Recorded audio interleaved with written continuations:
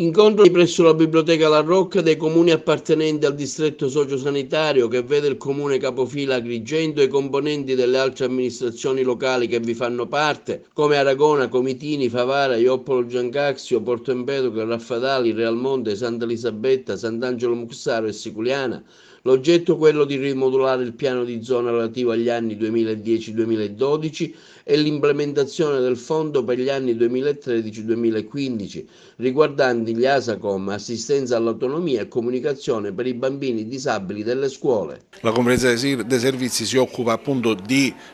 comunicare e di cercare la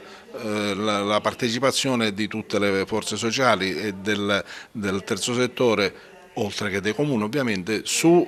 quanto è stato già fatto dal piano di zona e su quello che bisognerà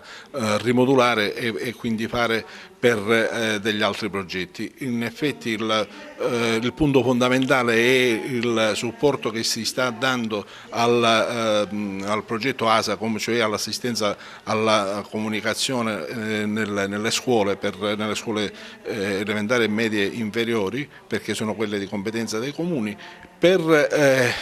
diciamo, rimodulare, riformulare alcune progettazioni che non erano andate ancora a buon fine e quindi spostare queste fondi, queste risorse su questo che è un problema che affligge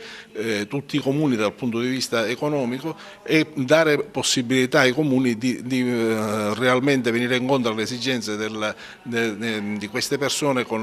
soprattutto con una disabilità, per poterle aiutare nelle attività scolastiche. Ci auguriamo che questi incontri, ma comunque la funzione del distretto sia quella di offrire servizi e garantire i diritti soprattutto alle fasce più deboli, quindi oggi si parlerà di diversamente abili e di servizi che dovevano partire e che ci auguriamo che partano con velocità nel breve tempo. Porto Empedocle fa parte per alcune decisioni della OD1, per altre ha un suo comune capofila con Santa Elisabetta con la OD2. Il servizio che oggi abbiamo grazie a questa implementazione inserito è il servizio ASACOM, che ci auguriamo la Regione finanzi nel breve tempo e che potrà partire a Porto Empedocle, perché ahimè oggi è un servizio che non possiamo fare. Ad Aragona invece com'è la situazione? Purtroppo la situazione ad Aragona, come diceva il mio collega assessore, è abbastanza critica, soprattutto per quanto riguarda l'ASACOM, anche perché l'ASACOM non è una spesa preventiva,